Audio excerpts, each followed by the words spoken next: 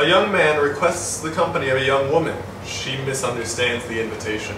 Now, what we're going to do is somebody is going to start. We do one sentence at a time. Now, the main thing is to stick with the premise and keep with the flow of the story. However, you're also trying to incorporate whatever your object is. If you do manage to incorporate your object, put it down, draw a new one. Alright, let's Is do it it like a point? What? There can be a winner to this game. There could be. He coughed. How do you feel about spring rolls? She made no reply, but simply stared into space. He too waited in silence, attempting to create an air of mystery, like in one of those steamy romance novels.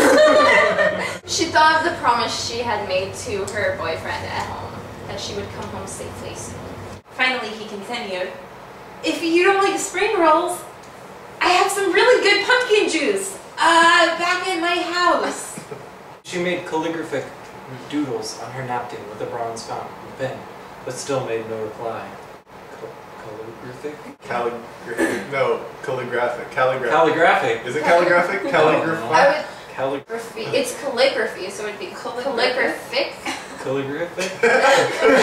The English majors have no idea. Calligraphic doodles. He was getting concerned with her lack of talking, and in a haste he tried to just say the first thing that came to his mind.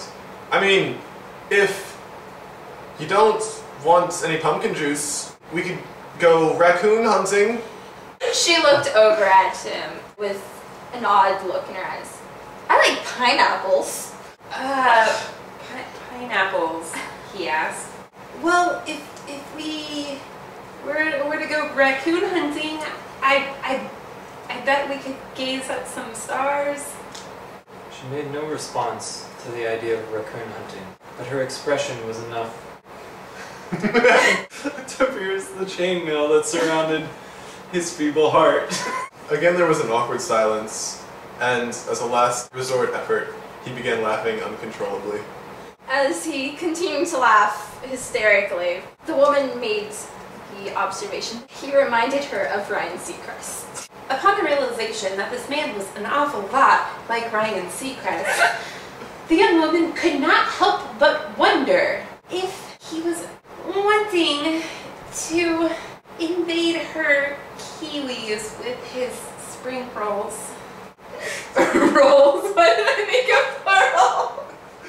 The man, realizing that she'd mistaken his intentions, said, No, I really just want someone to play pinball with me. I'm too frightened to use the machine by myself." And he pulled a bag of pork rinds from his coat pocket and began munching on them nervously. As he continued gnawing on his pork rinds, she began to shift in her seat. Thinking that she was feeling uncomfortable, he decided to give her a compliment. "Nice dress socks," he said. "I'm not wearing dress socks," she replied. The waiter came over and asked them if they want anything. The woman replied, "I would like some cherry pies." The woman looked over at the pinball machine, but its involvement with a particular farm animal, the rooster, made her suspect a bit of innuendo in that suggestion as well. At first, however, she did step up and take a few steps toward the machine as the man rushed over and inserted 3/4. But when the waiter tapped her shoulder with her 2 cherry pies, she found she could not contain her hunger and began attacking them like a herd of lionesses. The man was ravenous as well, and before long they were both digging into their cherry pies. The waiter, honestly, was terrified. The scene reminded him of nothing less than an encounter of primal beasts in the wilderness. Taking a break from his ravenous hunger, the man looked at the woman who made the comments. "Daisies. You would look beautiful with daisies." Cherry pie all over her face. All over the waiter, too. Probably. The woman once again felt a pinch of discomfort. So she looked away from the man to the waiter in hopes that he would rescue her somehow. The waiter, however, averted eye contact and guzzled a packet of Pop Rocks. He's gonna die! I have the perfect way to incorporate my next thing. But Do it's it. gonna kill both of you. I can't think of anything else. Do it. Dear God, she screamed. He's going into anaphylactic shock. Those were cherry Pop Rocks. It's okay, the man replied, drawing a razor from his bag. I know how to perform a tracheotomy. Why would you write that? I don't know! Then the woman leapt from her seat, shouting, "No need!" and produced from her purse a wand. "I'm a wizard," she said. I feel like the man's a little bit disappointed now. Oh, because he could have impressed her. He'd rather impress her with his wand, you know what I'm saying? The woman looked at him shocked. How do you even know how to perform this surgery? I can easily do it with magic. I learned it in Nazi survival camp, he replied. Nazi survival camp. Unimpressed, she responded, "Please, Nazi survival camp, they teach you how to feed pigeons there. Barely anything." Outraged, the man removed the lid from his 24-ounce coffee cup and sloshed it at the woman. The woman's reflexes were quick, and soon she bolted out of the building like she was in a horse race. Like she was a horse in a horse race. The man wondered how she kept all of her secrets. It was unbelievable how many she had. All the while, they both had forgotten about the waiter, who now swelled up to resemble somewhat of a portobello mushroom. Luckily, a passing art student found him and removed her sculpting knife from her bag.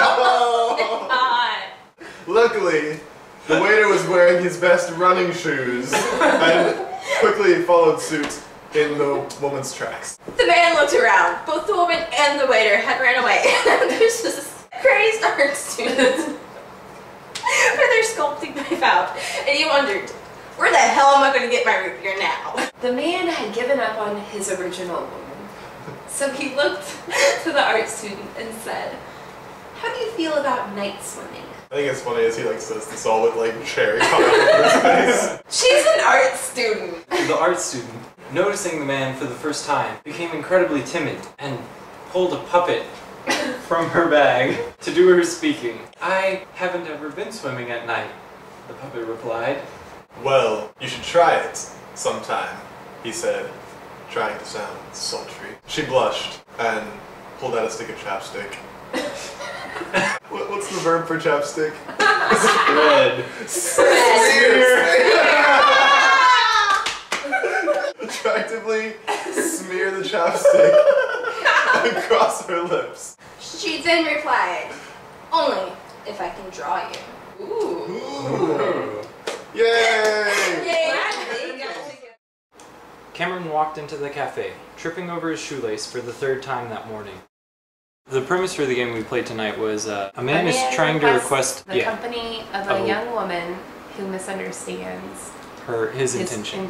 So we only used one, and we had 10. Who wrote that one? They're good. Of course you did. This is a Katrina. A man's favorite blue pen explodes, staining his shirt on the way to his weddings. Plural. Weddings. I just like the plural things that shouldn't be plural. This is Danielle. A man finds out his brother killed his wife. That happened tonight? opera. A man This is a knocks up Jacob. 2 twins. Alright. Radioactive power plant explodes next to packing peanuts plant, creating giant invincible packing peanut monsters. This is another Danielle. A kid gets kidnapped by drug dealers. Oh, that's morbid.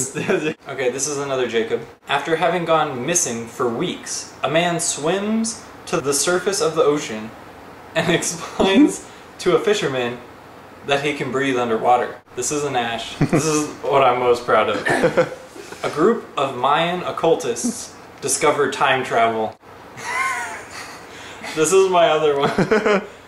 There's a breakout at the zoo. Oh, fuck!